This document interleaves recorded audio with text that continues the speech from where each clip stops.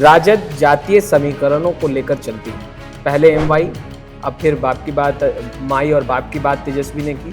सब कोई परेशान है, सब कोई परेशान है, तो हम जाति से बात क्यों शुरू करेंगे? हम तो हर मतदाता की अब इस समय बात कर रहे हैं। राजद के साथ आप हैं और राजद के साथ एक डब्बा चल रहा है, तो आपको नहीं लगता दीपांकर जी कि आपकी पार्टी और आप को लोगों को जस्टिफाई करना होगा? अब बताइए, 89 में दनवार बीकानेर जनसंघ हुआ था भोजपुर, उसको आप कास्टवार कहेंगे? अगर उसको कास्टवार कहना है उसका मतलब क्या है? दबे कुचले शोषित दलित की बात करते हैं और फिर आगे जाकर फिर आप कास्टवार करते हैं, ये तो आरोप लगता रहा कि आप उल्टा कर रहे हैं। लोग क्या 1990 में जी रहे हैं कि 2025 में जी रहे हैं? भ्रष्टाचार के लिए, जंगल राज के लिए आप 35 साल पीछे ले जाइए। उनको लगता है कि हमारे हाथ में अगर सत्ता है तो सत्ता का इस्तेमाल करके हम कुछ भी करेंगे वो जायज है। भाजपा है, कहते हैं कि हम 50 साल राज करेंगे। नड्डा साहब आते हैं, कहते हैं कि पूरे देश में एक ही पार्टी रहेगी, बाकी पार्टियों का हम हड़प लेंगे। तो आज तो पूरे सत्ता का अहंकार है। इस बार क्या 19 से कम या फिर अधिक? अब चाहते हैं कि माले 19 से भी कम सीट पर रहे। सीटें 243 है, अगर माले के 1-2 करके उम्मीदवार कहीं खड़े हो उसका बड़ा असर पड़ेगा। कंप्रोमाइज की बात होगी तो करेंगे। आकांक्षा है कि माले को और ज्यादा सीट मिले। बार बार पिछली बार भी कम सीट मिले, लोकसभा में भी कम सीट मिले। इस बार 2020 वाली तस्वीरें नहीं हैं, तस्वीरें बदली हैं।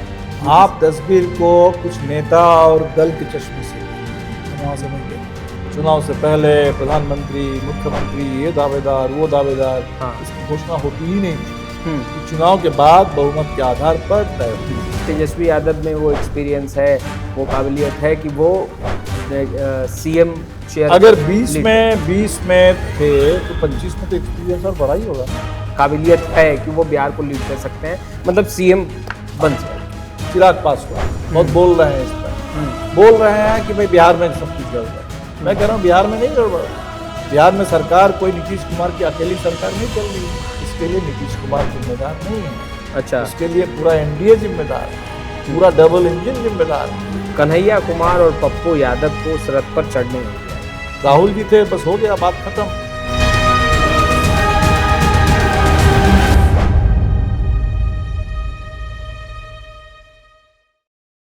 नमस्कार, आप लाइव स्टडीज देख रहे हैं, आपके साथ मैं हूं वसीम खान। देखिए, बिहार की राजनीति में इस वक्त उठापटक मचा है क्योंकि चुनावी रण बेहद ही नजदीक है।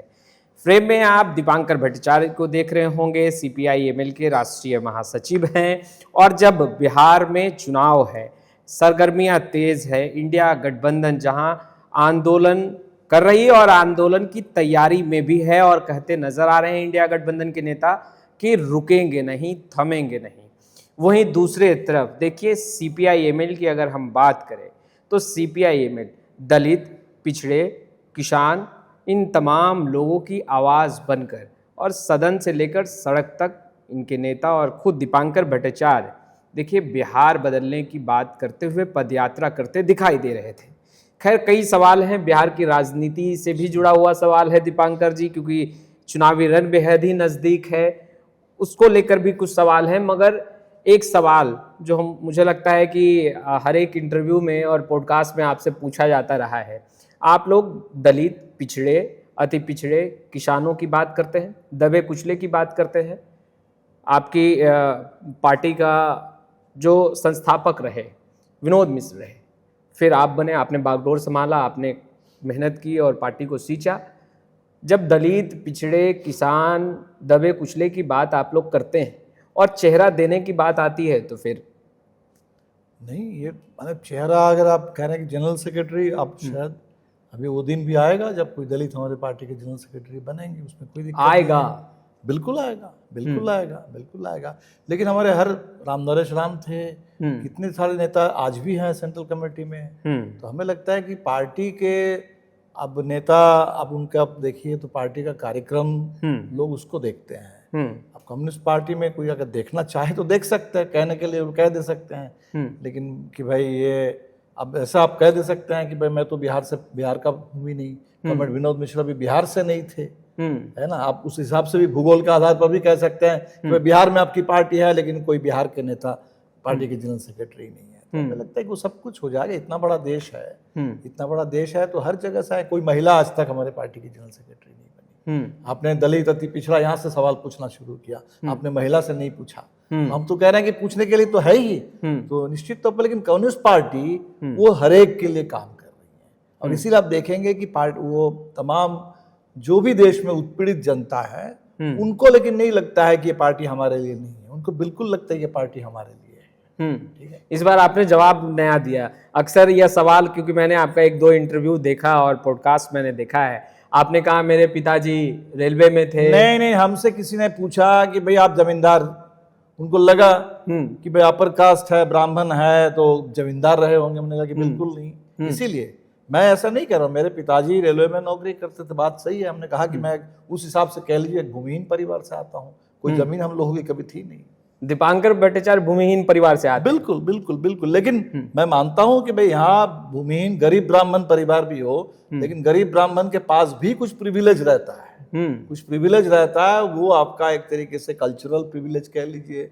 इस सोसाइटी में ब्राह्मणों को एक ऊंची जगह मिली हुई है। बिल्कुल, जिस जगह के लिए दलित को लड़ना पड़ता है उस जगह बिना लड़े ब्राह्मणों को मान लीजिए मिल जाता है, अपर कास्ट के लोगों को मिल जाता है। वो एक जिसको प्रिविलेज कहा जाता है।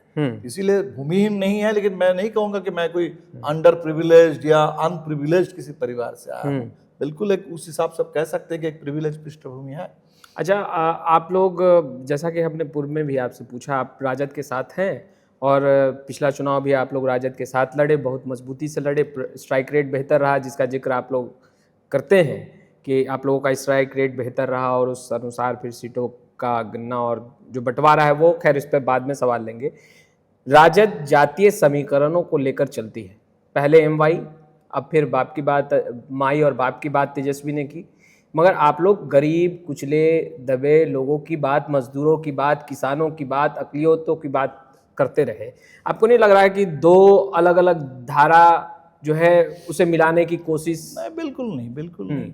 अब ये है कि किसको किस रूप में आप देखेंगे। हम कह रहे हैं कि भाई गरीब हैं, कोई आकर अगर कास्ट देखने लगे तो कास्ट के हिसाब से बात करेंगे। हम कह रहे हैं किसान हैं, हम कह रहे हैं मजदूर है। आज ही हम लोगों ने व्यापारियों का सम्मेलन किया, पूरे बिहार भर के लोग आए थे। अब हम उनसे जाति नहीं पूछने गए, अलग अलग जाति के लोग आए थे। तो ये जाति तो बिहार में सब लोग जाति से बात शुरू करते हैं, जाति में बात अंत करते हैं। लेकिन हमें लगता है कि देखिए समाज है वो गतिशील है, ठीक है, मुद्दे है, लोगों की जिंदगी का अपना अनुभव है, इससे कोई फर्क नहीं पड़ता है। हमें लगता है कि हम जिनकी बात कर रहे हैं, पूरा देश जिनकी बात कर रहा है, किसानों का, किसान, मजदूर, व्यापारी, आम लोग। बिहार में इस समय तो इसकी भी क्या बात करेगा, आम मतदाता सब कोई परेशान है, सब कोई परेशान है। तो हम जाति से बात क्यों शुरू करेंगे? हम तो हर मतदाता की अब इस समय बात कर रहे हैं। हर मतदाता जो आज उनके मताधिकार खतरे में है, हम उनके मताधिकार की रक्षा के लिए लड़ रहे हैं। भले वो मतदाता जाकर के भाजपा को वोट दे दे, हमको वोट वो नहीं देखने नहीं जा रहे हैं। अच्छा। भाजपा को वोट देते हैं, किसको वोट देते हैं वो भी नहीं देखने जा रहे हैं। लेकिन उस मताधिकार के माने वो अधिकार अगर खतरे में है मतदाता के, हम उस मताधिकार की रक्षा के लिए लड़ेंगे। इसलिए उसको आप कोई जाति के दायरे में कहिए, लेकिन बहुत सारे ऐसे मुद्दे आ जाते हैं जिसको जाति, धर्म, यहाँ तक कि वर्ग के भी दायरे में नहीं देख सकते। अच्छा, हाँ बिल्कुल। अच्छा, अभी राजद के साथ आप लोगों का गठबंधन है और लॉ एंड ऑर्डर को लेकर आप लोग खूब सवाल, सुशासन की सरकार, कथाकथित जो अब लोग कहते हैं एनडीए की सुशासन की सरकार चले, हालांकि आपराधिक घटनाएं बेशक बढ़ी है बीते कुछ दिनों में देखे तो, मगर राजद के साथ आप हैं और राजद के साथ एक डब्बा चल रहा है, वो लालू राबड़ी शासनकाल का राज समय, जिसे लोग जंगल राज के रूप में भी कई लोग प्रभाषित करते हैं। तो आपको नहीं लगता दीपांकर जी कि आपकी पार्टी और आप को लोगों को जस्टिफाई करना होगा? कुछ भी नहीं है। देखिए लोग क्या 1990 में जी रहे हैं कि 2025 में जी रहे हैं? इसलिए लोगों को अगर आप भ्रष्टाचार के लिए, जंगल राज के लिए आप 35 साल पीछे ले जाइए, लोग कहेंगे पीछे जाने की जरूरत ही नहीं है। जिन्होंने तथाकथित वो जंगल राज नहीं देखा, वो नौजवान भी आज के महाजंगल राज को झेल रहा है ना। जो चारा घोटाले के समय के भ्रष्टाचार को शायद कहानी में ही पढ़ा है, किताबों में पढ़ा होगा, वो आज का भ्रष्टाचार को झेल रहा है, जो उससे भी कई गुना ज्यादा भ्रष्टाचार आज बिहार में है। इसीलिए मुझे लगता है कि लोगों के जो अपने अनुभव है, आज की जिंदगी है, वो सबसे ज्यादा महत्वपूर्ण है।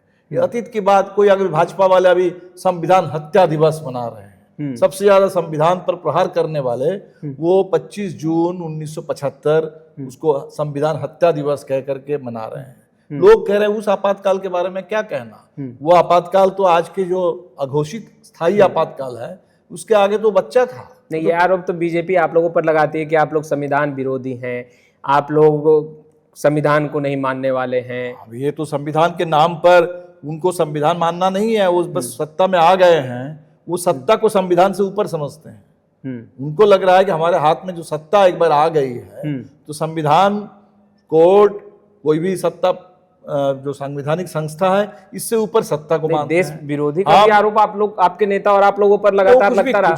कुछ भी आरोप लगाए, भाजपा के आरोप तो देखिए उसका आरोप में कोई दम नहीं है, और इसीलिए आज भाजपा कटघरे में खड़ी है पूरे बिहार में और पूरे देश में, इसलिए उस पर तो कोई हम बात नहीं करेंगे। लेकिन सवाल है कि संविधान, भाजपा जो है संविधान से ऊपर सत्ता को समझती है।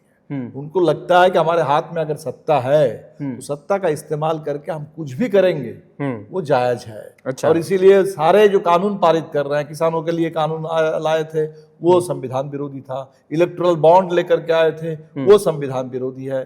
तो सारा सत्ता का इस्तेमाल संविधान के खिलाफ।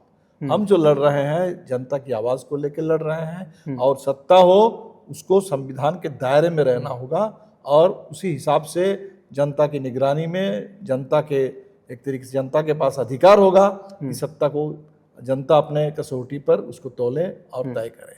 इमरजेंसी जो आपने कहा कि वो जो इमरजेंसी था, आप याद करिए उस इमरजेंसी में 75 में जो इमरजेंसी लागू हुआ था, 77 में इमरजेंसी रहते हुए चुनाव हुआ था। उस चुनाव में कम से कम इतना दम था, इतनी पारदर्शिता थी, जनता के पास इतनी ताकत थी, इमरजेंसी के अंदर होने वाले चुनाव में जनता ने इमरजेंसी थोपने वाली सरकार को गद्दी से बाहर कर दिया था। लेकिन आज आप देख लीजिए जनता के मताधिकार ही खतरे में है। तो आज स्थिति है, कोई भी भाजपा है कहती है कि हम 50 साल राज करेंगे, नड्डा साहब आते हैं कहते हैं कि पूरे देश में एक ही पार्टी रहेगी, बाकी पार्टियों का हम हड़प लेंगे। तो आज तो पूरे सत्ता का अहंकार है, तो सत्ता के अहंकार के खिलाफ, और वो सत्ता बिल्कुल बेरोक-टोक बनने की कोशिश कर रही है। तो सत्ता पर अंकुश लगाना, निरंकुश सत्ता, उस पर अंकुश लगाने के लिए लड़ रहा है। आप पर और यूँ कहें कि आपकी पार्टी पर एक आरोप लगता रहा और पूर्व से ही लगता रहा कि आप लोग दबे कुचले शोषित दलित की बात करते हैं और फिर आगे जाकर फिर आप कास्ट वार करते हैं, ये तो आरोप लगता रहा। देखिए आप उल्टा कर रहे हैं, आप दोनों सवाल हमसे कर रहे हैं। एक आपने कहा कि राजद वाले कास्ट लेके चलते हैं, आप क्लास लेकर के चलते हैं। आप पे आरोप है कास्ट वार का, वही तो आप कह रहे हैं कास्ट वार कराते हैं। नहीं तो अब पहली बात तो आप पहले बोले कि क्लास, अभी आप कह रहे हैं कास्ट, वो भी कोई कास्ट नहीं है, कोई कास्ट वार कुछ नहीं है। पूरे बिहार को पता है कि जब गरीब लोग माले के झंडे तले गोलबंद होने लगे तो गरीबों को दबाने के लिए जितने जनसंहार हुए हैं, गरीबों को दबाने के लिए, और गरीब जब खास तौर पर जब चुनाव लड़ने लगे, अब बताइए 89 में दनवार बीटा में एक जनसंहार हुआ था भोजपुर में, उसको आप कास्ट वार कहेंगे? अगर उसको कास्ट वार कहना है उसका मतलब क्या है कि 1979 में हम लोग उस समय इंडियन पीपल्स फ्रंट के नाम से चुनाव लड़ रहे थे। पहली बार गरीबों ने वोट डाला, जिनके वोट का कोई मतलब नहीं समझा जाता था कि गरीब क्या वोट डालेगा, गरीबों ने, दलितों ने वोट डाला, और वोट डाल करके अपने वोट की ताकत के बदौलत उन्होंने कमरेड रामेश्वर प्रसाद को, जो एक भूमिहीन खेत मजदूर के नेता, नोनिया जाति से आने वाले, अति पिछड़ी पृष्ठभूमि से आने वाले एक नेता को उन्होंने भेज दिया संसद में। और उसी दिन चुनाव के बाद शाम के वक्त बड़ा जनसंहार होता है दनवार बीटा गांव में, 22 लोग मार दिए जाते हैं। हम लोग आगे बढ़ते हैं, सहार से, संदेश से, सब जगह से जीतते हैं, तो वहाँ जाकर के जनसंहार का सिलसिला शुरू हो जाता है। बाथे, पथानी, मियाँपुर, एक एक करके जनसंहार होते हैं। तो अगर इसको कोई कास्ट वार कहे तो हम तो समझते हैं कि तुम गरीब विरोधी है, गरीबों के खिलाफ, गरीबों को दबाने के लिए हत्याएं हुई है। हम लोगों ने तो कुछ नहीं किया, हम तो उसके विक्टिम रहे हैं, हम तो उसके विक्टिम रहे, हमारे लोग मारे गए। नहीं, आप लोगों पर आरोप लगता रहा कि दो चेहरे लेकर हमेशा आप लोग चलते रहे। नहीं, एक आप दिखाते हैं कि गरीबों की, शोषितों की, दलित की आवाज है हम, अगर नहीं जानकारी रखने वाले लोग हो सकता है बोलते हैं, या कुछ लोग जिनको सच्चाई से मतलब नहीं है। नहीं, ये सवाल उठा या नहीं उठा आप लोगों ने? नहीं, ये कोई बोलने वाले उठाते हैं, भाजपा के लोग उठाते हैं, कुछ कुछ लोग बोलते हैं। बिहार को सच्चाई मालूम है, बिहार को भी, देश को भी मालूम है। अच्छा, चुनावी रण बेहद ही नज़दीक है। आप लोग स्ट्राइक रेट का बात करते हैं कि स्ट्राइक रेट बेहतर हो, वह भी एक पॉइंट जो है वो रखा जाए जब सीटों का फॉर्मूला तय हो। तो इस पिछले बार 19, अगर मैं गलत नहीं हूँ तो 19 सीटों पर आपने विधानसभा का चुनाव लड़ा, अच्छा प्रदर्शन आप लोगों ने किया। इस बार क्या 19 से कम या फिर अधिक? आप चाहते हैं कि माले 19 से भी कम सीट पर लड़े? नहीं, आप क्या चाहते हैं वो जनता जानना नहीं चाहती नहीं, है। आप कम से क्यों बात शुरू कर रहे हैं? नहीं, क्योंकि अब जो स्वरूप है महागठबंधन का, इंडिया गठबंधन का, वो आपको नहीं लग रहा बढ़ रहा है? देखिए, पशुपति कुमार पारस की एंट्री का भी जिक्र होने लगा, जेएमएम भी साथ आने की बात है। सीटें 243 है, कम सीट नहीं है बिहार में। हाँ। सीट है। सवाल है कि हम लोगों को, इंडिया गठबंधन को क्या चाहिए? इंडिया गठबंधन को चाहिए निर्णायक बहुमत। जब रिजल्ट आए, उस रिजल्ट में हम निर्णायक बहुमत लेकर के आए। हम लोग जो सीट बोल रहे हैं, हम कोई ज्यादा बढ़ा चढ़ा करके बोलते नहीं है। पिछली बार 19 सीट जो आपने कहा, वो बिहार के सिर्फ 12 जिलों में हम लोग चुनाव लड़े थे। बिहार में 38 जिले हैं। 38 में कम से कम 24-25 जिलों में माले की बहुत सॉलिड उपस्थिति है, लंबे समय से आंदोलन है, संगठन है। हमने यही कहा है कि हर जिले से अगर माले के 1-2 करके उम्मीदवार कहीं खड़े हो, उसका बड़ा असर पड़ेगा। अच्छा, उसका बड़ा असर पड़ेगा। जैसे पिछले बार का ही चुनाव आप देख लीजिए, हम लोग जहाँ जहाँ लड़े, तो तमाम जिलों में सबसे इंडिया गठबंधन का बेहतर, मैंने उस समय तो महागठबंधन था, इंडिया गठबंधन नाम नहीं था, सबसे बेहतर प्रदर्शन हुआ। और बहुत सारे जिले हैं जहाँ हम लोग बिल्कुल लड़े नहीं। गया से हम लोग बिल्कुल नहीं लड़े, नालंदा से हम लोग बिल्कुल नहीं लड़े, औरंगाबाद से हम लोग नहीं लड़े, नवादा से नहीं लड़े, दरभंगा से नहीं लड़े, मधुबनी से नहीं लड़े। बहुत सारे जिले हैं जहाँ हम लोग नहीं लड़े। तो हमें लगता है कि उससे फर्क पड़ेगा। तो इंडिया गठबंधन को निर्णायक फायदा हो, बहुमत मिले, इसके लिए हम लोग सुझाव दे रहे हैं। और बाकी तो हम लोग बात करेंगे। सैक्रिफाइस की बात अगर आती है, क्योंकि स्वरूप हमने पहले भी कहा कि अब महागठबंधन का कुंभा बढ़ता नजर आ रहा है। जेएमएम, फिर आरएलजेपी के भी आने की भी चर्चा हो रही है। तो ऐसे में वीआईपी मुकेश सहनी की सीटें है ना, सीटें है, बहुत सीट है राजद के पास। नहीं, क्या आप लोग कंप्रोमाइज की बात होगी तो करेंगे? नहीं, हमें तो लगता है कि सवाल तो उल्टा है। बिहार की तो आकांक्षा है कि माले को और ज्यादा सीट मिले, ज्यादा सीट मिले। बिल्कुल बिल्कुल, क्योंकि हमें बार बार, पिछली बार भी कम सीट मिले, लोकसभा में भी कम सीट मिले। निश्चित तौर पर हमें तो नहीं लगता कि जो भी इंडिया के पक्ष में है, इंडिया को निर्णायक बहुमत मिले, इसके पक्ष में है, वैसे लोग कतई नहीं चाहेंगे कि माले की सीट घटे, माले को कम सीट मिले। वैसे तमाम लोग चाहेंगे कि माले को और ज्यादा सीट मिले, ताकि पूरे बिहार के गरीबों में ज्यादा उत्साह हो, ज्यादा भागीदारी हो और पूरे निर्णायक जीत की गारंटी हो। इस बार 2020 वाली तस्वीरें नहीं हैं, तस्वीरें बदली हैं। चिराग पासवान अब एनडीए का हिस्सा हैं, मजबूती से कह रहे हैं कि 243 सीटों पर वो खड़े रहेंगे, भले ही उम्मीदवार एनडीए के घटक दल के ही हों, हम वहां रहेंगे। आप तस्वीर को कुछ नेता और दल के चश्मे से देख रहे हैं, हम वहां से नहीं देख रहे हैं। 2020 से भी फायदा तो 2020 में आप लोग नहीं, वो तो लोगों को लगता है। हम कह रहे कि देखिए 2020 के चुनाव में क्या मामला था। 2020 के चुनाव में सबसे बड़ा मामला था, उस समय कोविड के लॉकडाउन के दौर में चुनाव हो रहा था। उस पूरे कोविड पीरियड में लोगों की जो पीड़ा, लोगों का जो पूरा आक्रोश, वो ईवीएम में दिखा। उस समय नौजवान, जो हम लोग रोजगार की बात किए, बेरोजगारी के खिलाफ, उस रोजगार के लिए नौजवानों ने वोट किया। तो 2000 उस समय नीतीश कुमार के कितने साल हुए थे? 15 साल हुए थे। आज 25 में जब हम लोग चुनाव लड़ेंगे, 20 साल सरकार के हो गए। नीतीश जी एक तरह से मुख्यमंत्री हैं, लेकिन लोग कह रहे कि नहीं भी हैं। कोई सरकार, नीतीश जी छोड़ दीजिए, कोई सरकार ही है कि नहीं, ये डाउट की बात है। इस तरह का अपराध, इस तरह से भ्रष्टाचार, इस तरह से पूरे बिहार में अराजकता का माहौल, सब कोई परेशान। तो निश्चित तौर पर आप ठीक कह रहे हैं कि ये 20 नहीं है, 20 से और बदतर स्थिति है बिहार की, और बदतर स्थिति है। उस बार कोविड का चक्कर था, इस बार तो पूरे चुनाव आयोग ने ऐसा वोटबंदी थोप दी। वो नोटबंदी, कोविड, असम का एनआरसी, सब मिला करके कोई अगर कोई एक बना दे कॉकटेल, वो है बिहार की वोटबंदी। एनडीए के नेता तो कह रहे हैं कि हर बार आप लोग इसी तरीके से चुनाव से पहले घड़ियाली आंसू बहाने लगते हैं। कभी कहते हैं ईवीएम में खेल हो जाएगा, चुनाव के बाद कहते हैं हारने पे कि ईवीएम में खेल हो गया, ईवीएम बदल लिया गया। अभी चुनाव नजदीक है तो अब आप लोग चुनाव आयोग पर ही सवाल उठा रहे हैं। चुनाव आयोग पर नहीं सवाल उठा रहे, चुनाव आयोग के तुगलकी फरमान पर सवाल उठा रहे हैं। जो फरमान आया उस पर हम नहीं उठा रहे हैं, पूरा बिहार उठा रहा है, सुप्रीम कोर्ट ने उठाया। अब समझ लीजिए, ये कोई विपक्ष की बात ही नहीं है। सुप्रीम कोर्ट ने पूछा कि भैया ये कैसा फरमान है कि जहां लोगों के पास जो दस्तावेज है वो आप मानते नहीं हो, आपने खुद दे दिया है लोगों के पास वोटर कार्ड, उसको आप मानते नहीं हो। आधार, पूरे देश में 90% से ज्यादा लोगों के पास आधार है, सबको परेशान कर दिया गया कि हर चीज को आधार से जोड़ दो, बैंक अकाउंट को आधार से जोड़ दो।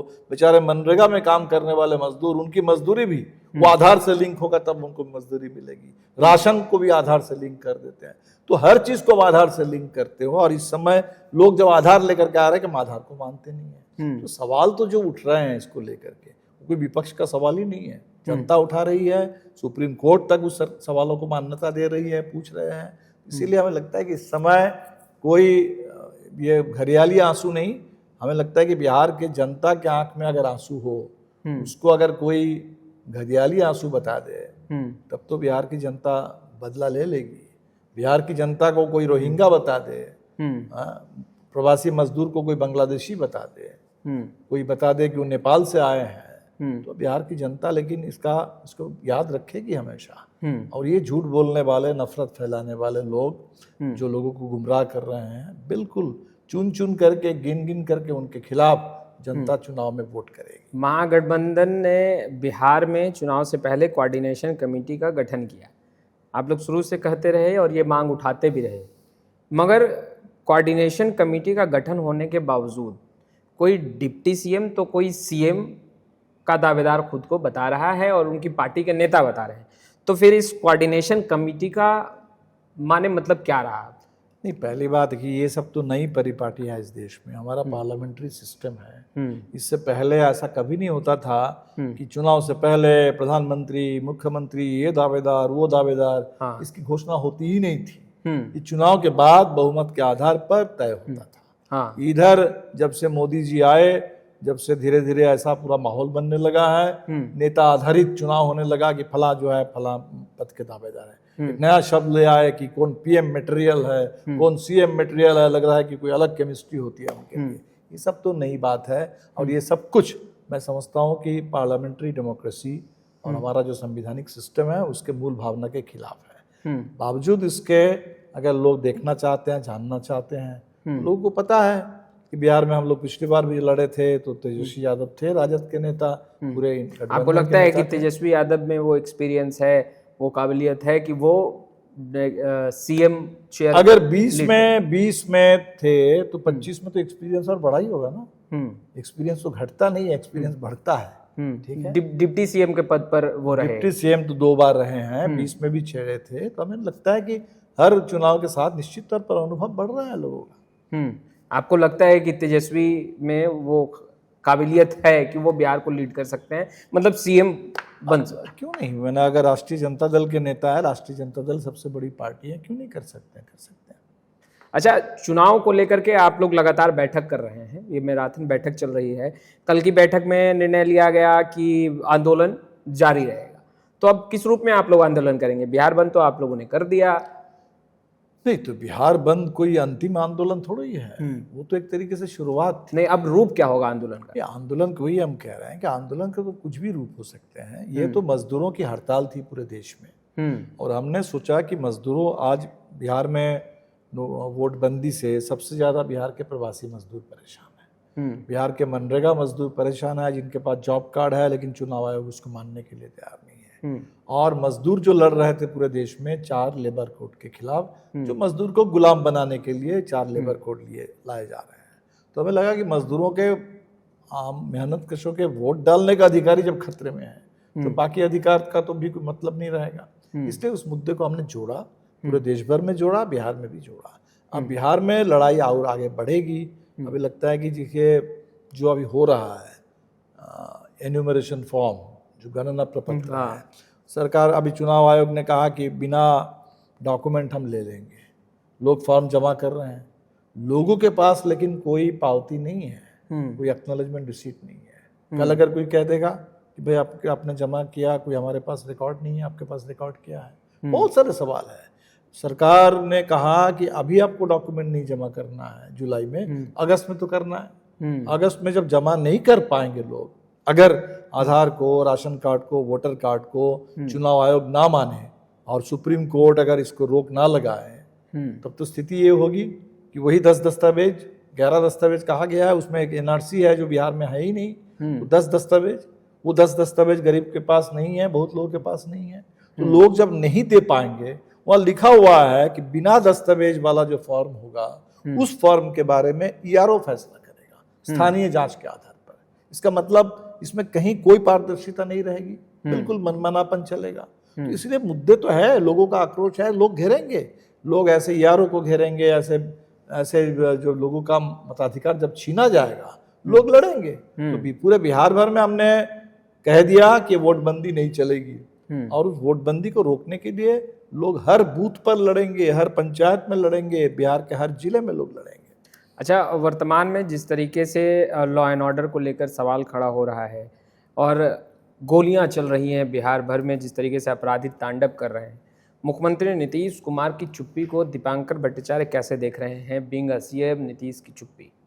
नीतीश की चुप्पी तो एक तरीके से पूरी सरकार विफल है, पूरे सरकार की विफलता है, और मुख्यमंत्री की चुप्पी उस विफलता को ही एक तरीके से बयां कर रही है कि सरकार तो फेल कर गई। शायद चुप्पी मतलब फेलियर से भी ज़्यादा, क्योंकि अगर आपको लगता ही नहीं है कि आपको कुछ कहने के लिए कुछ है, कहना चाहिए, आप मुख्यमंत्री हैं, आप प्रदेश के मुखिया हैं, सुशासन की बात कभी किए थे, और आज बिहार में वो सुशासन की जगह पर अपराधियों का राज कायम हो गया है, तो जब पूरे शर्म से भी लोग ऊपर बाहर निकल जाए, उनको लगता ही नहीं है कि हमको कुछ कहना होगा, शायद इस जगह पे पहुंच गए। मुख्यमंत्री की चुप्पी, और इधर जो नेता बहुत बोल रहे हैं, चिराग पासवान जी बहुत बोल रहे हैं, इस पर बोल रहे हैं कि भाई बिहार में सब कुछ गड़बड़ है। मैं कह रहा हूँ बिहार में नहीं गड़बड़ है, बिहार में सरकार कोई नीतीश कुमार की अकेली सरकार नहीं चल रही है, वो सरकार एनडीए की चल रही है। सर, आपने चिराग पासवान पर सवाल खड़े किए। चिराग पासवान को भी धमकी मिली, उपेंद्र कुशवाहा को भी धमकी मिली, इन लोगों ने बाखूबी कंप्लेन किया है। तो क्या लग रहा है कि अब नेता भी सुरक्षित नहीं है दीपांकर जी? और आप लोग जब पैदल पद यात्रा करते हैं, घूमते हैं, गांव कस्बों में जाते हैं, तो कितना डर लगता है? नहीं, धमकी मिली आप बोले, आज तो हमने देखा कि बीजेपी के किसी नेता की हत्या भी हो गई।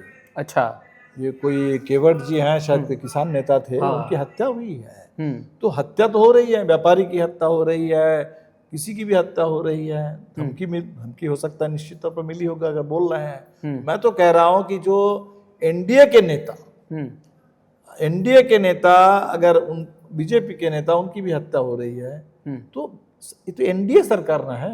नहीं, आप लोग क्योंकि रात में, शाम में, कभी भी निकल जाते हैं, डर लगता है। अलग बात है। देखिए, हम लोग जनता पर भरोसा करके चलते हैं, हम जनता पर भरोसा। नहीं, एनडीए के नेता आप लोगों से पूछ रहे हैं, इसीलिए हमने भी पूछा आपसे कि आप लोगों को डर लगता है रात में जब? हम लोग तो देखिए, हम लोग तो डर की राजनीति ना लोगों को डराते हैं ना खुद डरते हैं।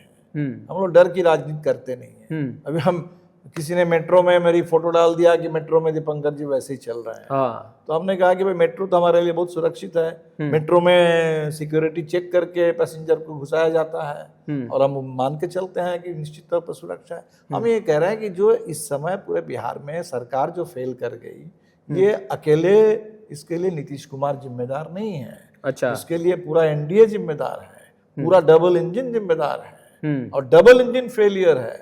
और वही मैं कह रहा था कि डबल इंजन अगर फेल कर जाए, तो अहमदाबाद में हवाई हादसा जैसे हुआ, डबल इंजन फेलियर से एक हवाई जहाज उड़ान भरने के साथ साथ नीचे गिर गया। तो मुझे लगता है कि डबल इंजन फेलियर पर लोगों को बोलना चाहिए। इसको लेकर के एक ही एनडीए में बने भी रहेंगे, और एनडीए में रह करके एक दूसरे के खिलाफ टीका टिप्पणी करके, लोग सोचते हैं यही है कि जो लोगों का आक्रोश है उसमें ठंडा पानी फेरने के लिए, लोगों को गुमराह करने के लिए, उनके आंखों में धूल झोंकने के लिए नेता आपस में नुरा कुश्ती करने लगते हैं। उससे कोई फर्क नहीं पड़ने वाला है। पूरे बिहार में पूरे डबल इंजन सरकार कटघरे में है। 20 साल का रिकॉर्ड इस समय एंटी इनकम्बेंसी, वो नीतीश कुमार जी और नरेंद्र मोदी के ऊपर है। अच्छा, जिस रथ बिहार बंद के दौरान जिस रथ पर आप सवार थे, राहुल गांधी, तेजस्वी यादव, इंडिया गठबंधन के तमाम वरिष्ठ बड़े नेता पटना की सड़कों पर थे, कन्हैया कुमार और पप्पू यादव को उस रथ पर चढ़ने नहीं दिया गया। तस्वीरें, कुछ वीडियो निकल कर भी सामने आई जिसमें जो राहुल गांधी का सिक्योरिटी गार्ड है वो धक्का देता हुआ पप्पू यादव को नजर आ रहा है। क्या लगता है ये सही हुआ? नहीं, सही गलत तो मैं नहीं जानता कि उसमें आपने वीडियो देखा है? नहीं, किन किन को नहीं, हम नहीं देखे किन किन को चढ़ना था। हमको लगा जैसे हमारी पार्टी से मैं अकेले था, हाँ, हमारी पार्टी के राज्य सचिव नहीं थे, कोई विधायक दल के नेता नहीं थे, कोई और विधायक नहीं थे। सीपीआई और सीपीएम से भी एक एक नेता ही मेरे ख्याल से थे। तो माना कांग्रेस पुरानी पार्टी है, राजद के भी 2 नेता थे, तो कांग्रेस के तो हमने देखा कि वहाँ कई नेता थे। राहुल जी थे, राजेश राम जी थे, राजेश राम जी से पहले अध्यक्ष थे अखिलेश जी थे, अखिलेश जी से पहले शायद अध्यक्ष थे मदन मोहन झा, वो थे, शकील अहमद खान थे। तो कांग्रेस के तो सबसे ज्यादा नेता तो कांग्रेस के ही थे उस मंच पर। अब इसके बाद और 2 नेता, पप्पू यादव को अगर मैं कांग्रेस का ही नेता मान लूँ, अगर सांसद मान लूँ, और कन्हैया को मान लूँ, तो हो सकता है कांग्रेस को ही लगा होगा कि भाई बहुत ज्यादा हो गया और नेता नहीं चढ़ना चाहिए। पप्पू जी को मैंने कहते हुए सुना, कोई चैनल में पूछा जा रहा था, उन्होंने कहा कि मेरे नेता थे तो हमसे क्यों पूछ रहे हैं, राहुल जी थे, बस हो गया, बात खत्म। मैं तो समझता हूँ कि किसी भी पार्टी के नेता ही कहेंगे कि हमारे पार्टी के बड़े नेता जब वहाँ थे, प्रदेश के अध्यक्ष जब थे, वहाँ फर्क नहीं पड़ता। जहाँ राहुल गांधी और राजेश राम है, दोनों नेता थे कांग्रेस के, वहाँ और कोई तीसरा नेता था कि नहीं था, मायने नहीं रखा। अच्छा, एक सवाल उठता है कि तेजस्वी यादव के मंच पर पप्पू यादव और कन्हैया को कभी जगह नहीं मिलती, आगे जगह भी नहीं मिलेगी, तेजस्वी यादव जो है वो नहीं चाहते, तो इसमें कितनी सच्चाई आपको लगती है? क्योंकि हर मंच पर आप तेजस्वी यादव के साथ इंडिया। नहीं, हमें ऐसा देखिए, मामला पार्टियों का है, पार्टियों का है। तो मान लीजिए अगर कोई कांग्रेस पार्टी है और कांग्रेस पार्टी की ओर से कांग्रेस पार्टी अगर तय करे कि हम इन नेता को कहीं भेजेंगे, मुझे नहीं लगता है कि वहाँ कोई नेता हमें, मान लीजिए किसी नेता के चलते हम तय करेंगे। गठबंधन है, वहाँ पार्टियां हैं, पार्टियों को तय करना है कहाँ कौन नेता रहेंगे, कौन नेता कहाँ जाएंगे। मुझे ऐसा नहीं लगता कि ऐसी कोई संकीर्णता कहीं होगी। कभी कभी महागठबंधन का या चुनावी दौरान, क्योंकि 2020-19 आप लोग काफ़ी मजबूती से साथ में रहे, कभी ऐसा हुआ कि आप लोग साथ में बैठे हैं और फिर नेताओं का सिलेक्शन हो रहा है कि भाई मंच पर कौन कौन आगे बैठेगा, उसमें तेजस्वी यादव ने किसी नामों पर आपत्ति जताई, कभी ऐसा कुछ? पहली बात तो हम लोग इस चर्चा में रहते ही नहीं है। हम ही अक्सर जाते हैं, देखते हैं कि कोई कुर्सी नहीं है, अगर सामने कुर्सी नहीं रहेगी तो पीछे कहीं बैठ जाएंगे, कोई बात नहीं है। हम लोग तो देखिए उस पर नजर भी बहुत नहीं रखते कि कहाँ से तय होता है, कौन तय करते हैं, कैमरा के आगे कौन कौन नेता रहेंगे, हम लोग उसमें रहते ही नहीं है। वहाँ उस कंपटीशन के लिए दूसरे लोग हैं, वो हमारे पॉलिटिक्स का हिस्सा नहीं है, उस पर ध्यान नहीं देते। लेकिन निश्चित तौर पर कहीं भी कोई भी कार्यक्रम सुचारू रूप से अगर संचालन करना हो तो आपको तो तय करना होगा। कोई भी मंच है, उसका एक साइज है, उसमें बहुत भीड़ भाड़ तो नहीं हो सकता। तो कोई भी कार्यक्रम थोड़ा ढंग से संचालित हो, उसमें कहीं कोई अराजकता ना हो, सुचारू रूप से संचालित हो, उसके लिए कुछ ना कुछ तो तय करना पड़ता है। मुकेश सहनी डिप्टी सीएम बनने की बात कर रहे हैं, कर सकते हैं, क्यों नहीं कर सकते, कर ही सकते हैं।